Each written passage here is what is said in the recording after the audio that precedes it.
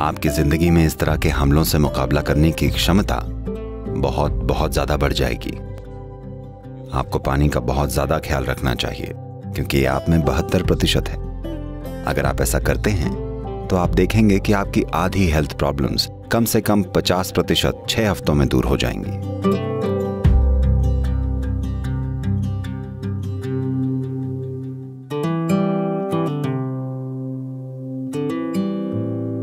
बस अपने भोजन में 40 से 50% कच्चा भोजन लेकर आइए, यानी ये जिंदा होना चाहिए। ये एक जीवित कोशिका होनी चाहिए। ये सब्जी हो सकती है, फल हो सकता है, सूखा मेवा हो सकता है, अंकुरित मूंग हो सकती है। आपके खाने का कम से कम 40 से 50% हिस्सा जीवित होना चाहिए। You eat dead food and you want to live, this is a little difficult thing to do, because you have to raise the dead now.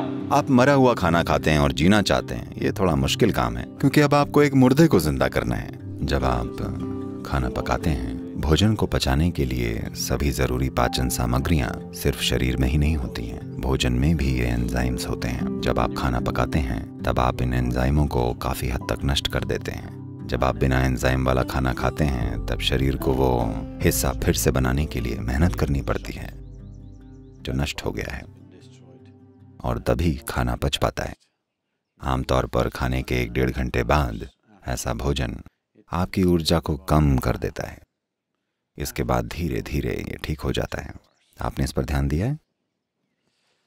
तो खाना ऊर्जा के लिए होता है, पर हम खाने को ऐसे बना रहे हैं कि ये पहले 1.5 घंटे में ऊर्जा को कम कर देता है और सिर्फ उसके बाद ही धीरे धीरे ऊर्जा मिलती है। जो भी हो, चाहे आपकी पाचन प्रक्रिया कितनी भी अच्छी क्यों ना हो, फिर भी आप उन सभी एंजाइम्स को कभी भी फिर से नहीं बना सकते जिन्हें हमने पकाते वक्त नष्ट कर दिया है। हम बस कुछ हद तक ही बना सकते हैं।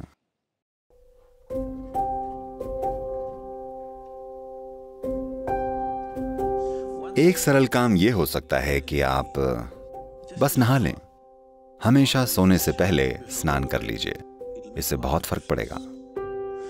ऐसे मौसम में शायद ठंडे पानी से नहाना मुश्किल हो तो आप गुनगुने पानी से नहा लीजिए। रात में गर्म पानी से मत नहाइए, गुनगुने पानी से नहाइए।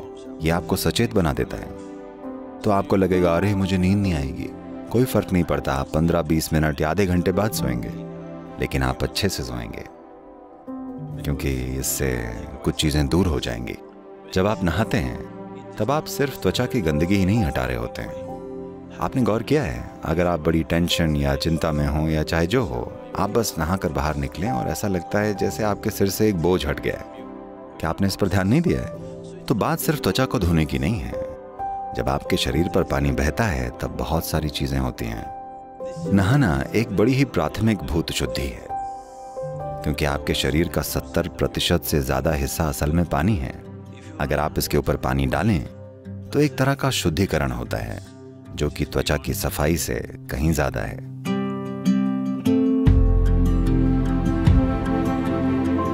आपको पानी का बहुत ध्यान रखना चाहिए क्योंकि ये 72% है और इसमें जबरदस्त याददाश्त है। अगर मैं इस पानी को खोलूं या बिना खोले भी, अगर मैं इस पानी को कुछ कहूं तो इसे याद रहेगा। इस दिशा में कई प्रयोग हो चुके हैं। तो अगर आप इस पानी को लेकर, पानी के स्रोत से लेकर अपने घर तक पंप करते हैं, तो मान लीजिए कि ये 50 मोड़ों से होकर गुजरा है।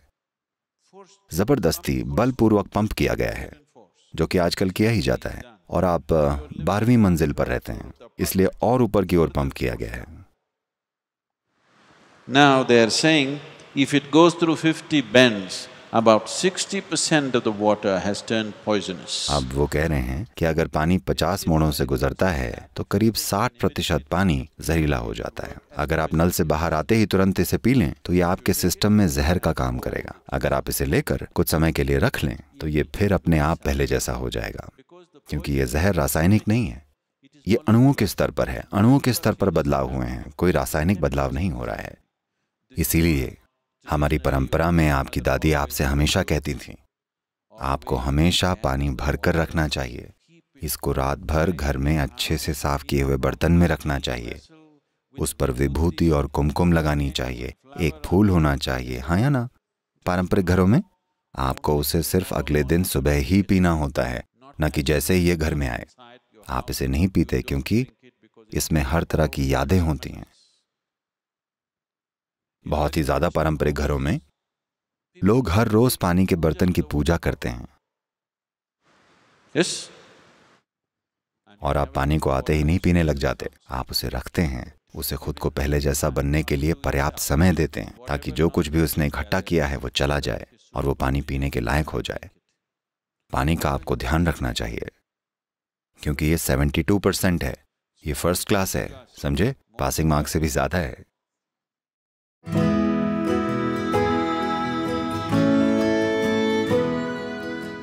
खाली पेट और भूख दो अलग अलग चीजें हैं। भूख यानी आपकी ऊर्जा का स्तर गिरना शुरू हो गया है, लेकिन पेट खाली होना अच्छी बात है। योग विज्ञान में आज आधुनिक विज्ञान भी इससे सहमत है, लेकिन जो हम अपने अनुभव से जानते हैं, आप वहां तक पहुंचने के लिए अरबों डॉलर खर्च करेंगे, क्योंकि रिसर्च का मतलब बस यही है कि कितने मिलियन डॉलर। रिसर्च ऐसे ही होती है।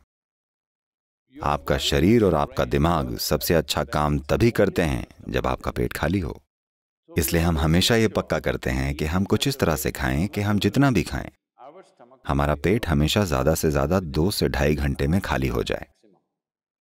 इसलिए हम हमेशा भूखे सोते हैं। लोग सोचते हैं वो सो नहीं पाएंगे, वो सो सकते हैं। तो योग में कम से कम 8 घंटे रुकने की सलाह दी जाती है। एक भोजन और अगले भोजन के बीच 8 घंटे का अंतर होना चाहिए। अगर आप ऐसा करते हैं तो आप देखेंगे कि आपकी आधी हेल्थ प्रॉब्लम्स, चाहे आपको जो भी हेल्थ से जुड़ी प्रॉब्लम्स हैं, कम से कम 50% 6 हफ्ते में दूर हो जाएंगी।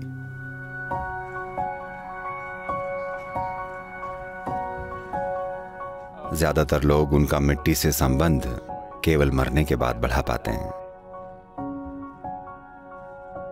लेकिन ये बहुत जरूरी है कि आप जीते जी मिट्टी के साथ संबंध विकसित करें। मैं तो कहूंगा कि खासकर अब जबकि ये वायरस फैला हुआ है। यकीन मानिएगा, आप में से जो लोग किसी भी तरह मिट्टी से जुड़े हुए हैं, Here we call this Prithvi Prema Seva. That means getting involved with the soil in a very loving manner. हम यहाँ इसे पृथ्वी प्रेम सेवा कहते हैं, यानी कि मिट्टी से बड़े प्यार से जुड़ना। इससे आपके जीने की क्षमता, आपकी जिंदगी में इस तरह के हमलों से मुकाबला करने की आपकी क्षमता बहुत बहुत ज्यादा बढ़ जाएगी। खाली जिंदा रहना काफी नहीं है, जरूरी है कि आप मजबूती से जिएं। मजबूती से जीने का मतलब ये नहीं है कि आप बड़े बड़े मसल्स बनाकर किसी पर हावी हों। मजबूती से जीना यानी यहाँ जीवन बड़े पैमाने पर घटित हो।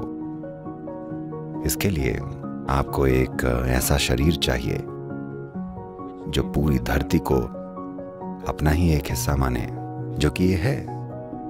तो ये बहुत जरूरी है कि आप ऐसा करें।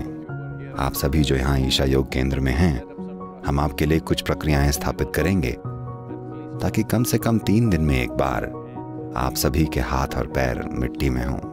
बहुत जरूरी है।